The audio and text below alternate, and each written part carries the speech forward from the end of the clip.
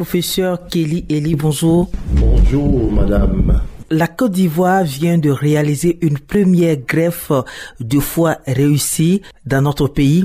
Alors, comment cette prouesse a pu se faire? Alors, la prouesse technique qui a été réalisée, si on peut le dire ainsi, a été réalisée d'abord chez une patiente qui en avait besoin, qui a pu trouver au sein de sa famille un donneur et qui nous a permis, en collaboration avec une équipe égyptienne, de réaliser donc cette intervention fort complexe, l'une des plus complexes dans le domaine de la chirurgie en général. Elle s'est déroulée au sein du CHU de Treichville, mais précisément à l'Institut de cardiologie d'Abidjan.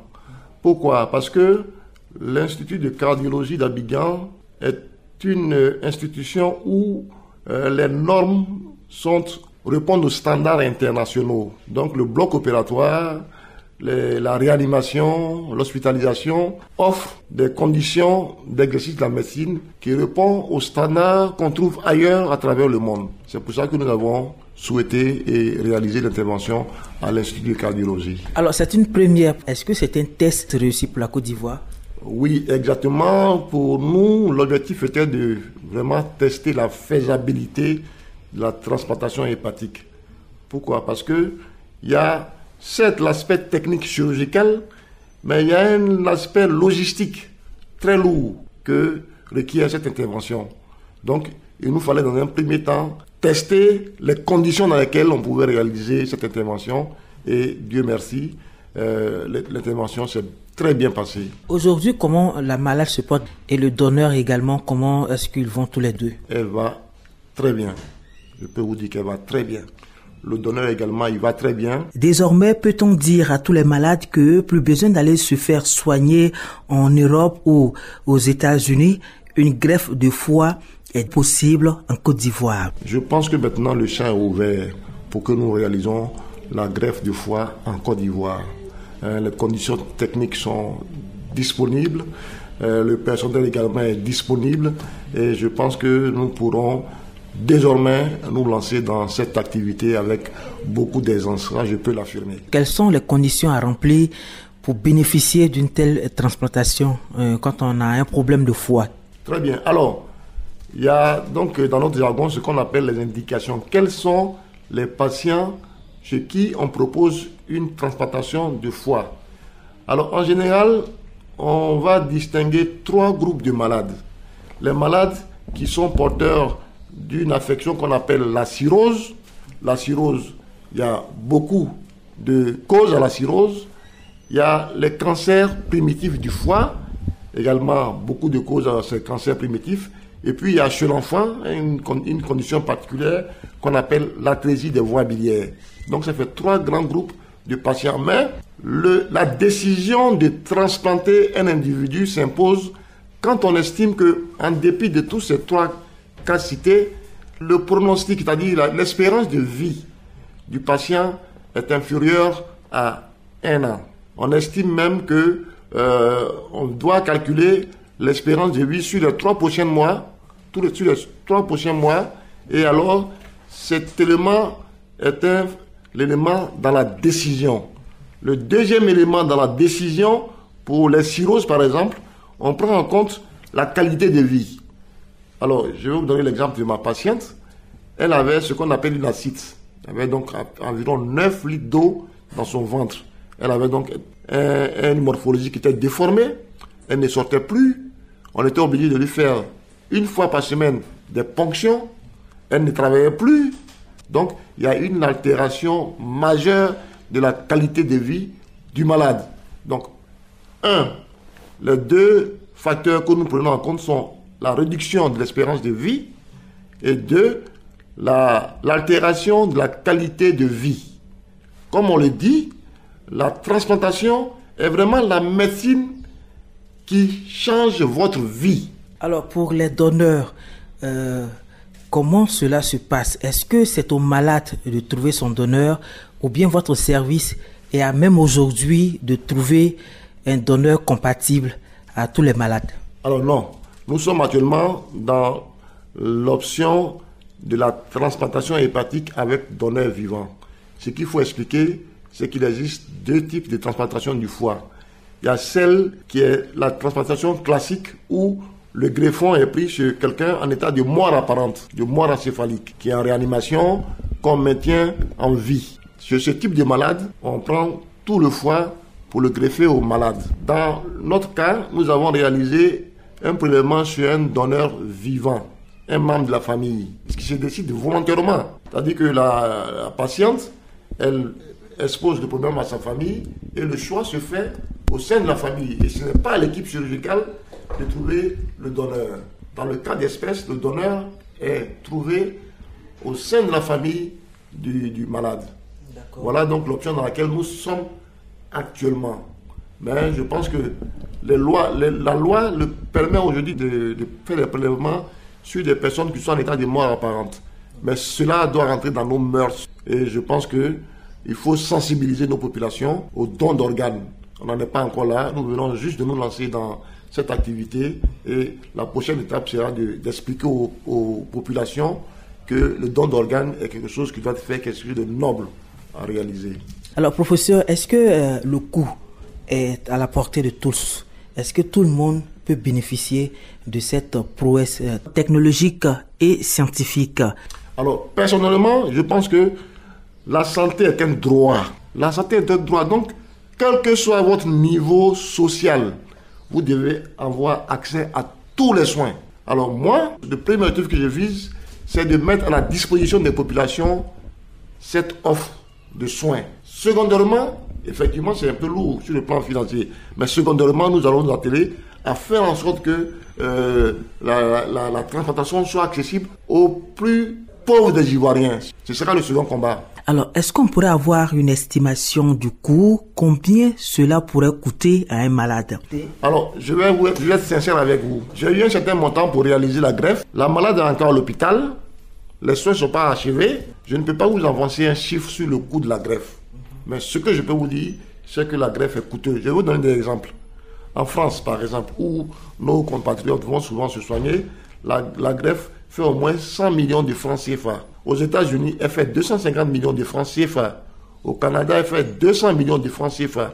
En Égypte, elle fait 50 millions de francs CFA. En Turquie, elle est dans le même ordre de prix.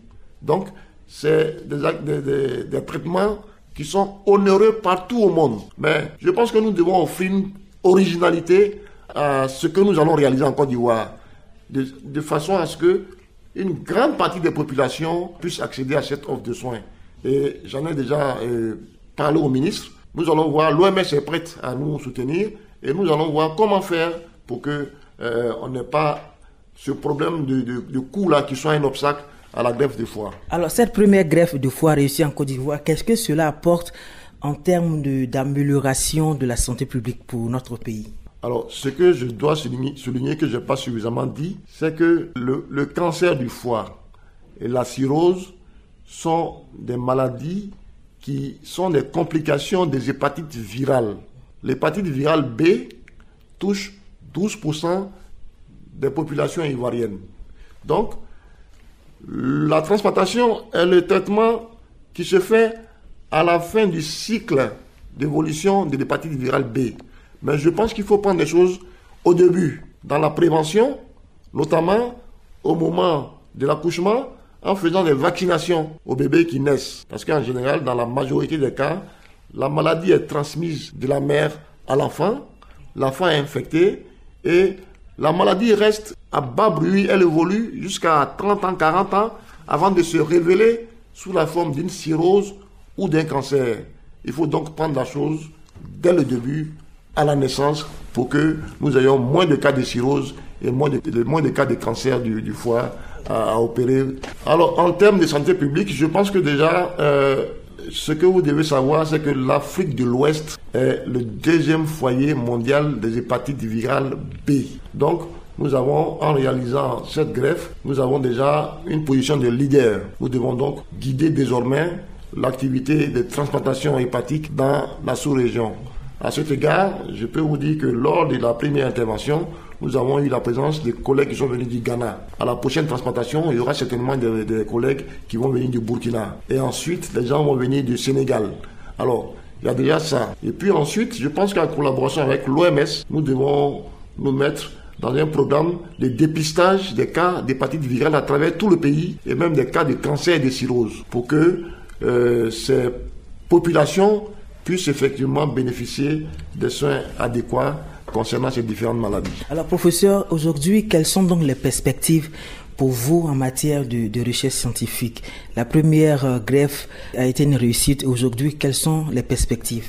Alors en termes de recherche, je pense que ce que nous allons explorer, c'est l'étude du cancer primitif du foie. Alors, il y a beaucoup de travaux qui ont été faits en Occident, en Asie, mais les travaux en Afrique sont peu nombreux. Donc, nous allons nous atteler à explorer le cancer du foie chez l'Africain afin de voir ses spécificités et éventuellement voir comment contrôler cette affection. Alors, avec cette prouesse que la Côte d'Ivoire vient de réaliser, est-ce que vous allez créer une unité spéciale de transplantation de foie en Côte d'Ivoire? Exactement, vous avez touché du doigt la réalité. On ne peut pas, c'est une activité qui est spécifique. Elle ne peut pas s'intégrer aux activités de soins ordinaires. Donc, nous allons mettre en place une unité de transplantation hépatique qui va être dédiée uniquement à ça, parce que c'est spécifique. Vous avez le matériel spécifique, vous avez les soins qui sont spécifiques, donc on va le créer. C'est ça vraiment l'objectif à moyen terme. Aujourd'hui, avec ce qui vient de se réaliser en Côte d'Ivoire, est-ce que vous êtes confronté néanmoins à quelques difficultés qui méritent d'être sues par la population pour améliorer vos conditions de travail? Alors, je pense qu'il y a beaucoup à faire. Nous venons juste de commencer ce qu'on peut appeler un programme de transplantation. D'abord, il y a l'accès aux soins, le financement. Et je peux vous dire que j'ai l'accord de principe du ministère pour essayer de nous aider sur ce plan. Le deuxième problème à régler, c'est d'étoffer vraiment le plateau technique pour ne pas que nous ayons des difficultés sur ce plan-là. Et puis le troisième, je pense que ce sera d'avoir une unité où les malades pourront être accueillis et traités vraiment de façon aisée. Alors il y a un programme qui est prévu de formation et des médecins et des infirmiers. Alors les médecins qui seront inclus dans la formation seront d'abord des chirurgiens, ensuite des réanimateurs, anesthésistes réanimateurs, des hépatologues, des radiologues et puis des immunologues. Alors, je vais lancer un appel aux malades qui ont une maladie du foie dont le traitement relève de la transplantation hépatique. Leur dit que désormais nous leur offrons ça. Ce traitement-là est disponible. Le problème que nous avons rencontré au cours de ces 3 dernières années, c'est le problème du donneur. Mais je les rassure, le prélèvement qui se fait sur un vivant est basé sur la capacité du foie à régénérer. Ça veut dire quoi? Quand on vous prend une partie du foie, comme on l'a fait chez le donneur, cette partie du foie repousse, au bout de 2 mois, reprend son volume initial. Le foie également, qui est donné au receveur, va également repousser pour avoir le volume nécessaire aux besoins du receveur. Donc, le foie est certes un organe compact, mais nous, chirurgiens, nous savons qu'il existe 2 foies et que ce foie, une fois prélevé, en partie, régénère et reprend son volume initial. Il n'y a donc pas d'inquiétude à avoir quant au don d'un foie quand on est vivant. Merci à vous, professeur Eli Kelly. Merci, madame, et à bientôt. Radio Côte d'Ivoire, Abidjan, 88.fm.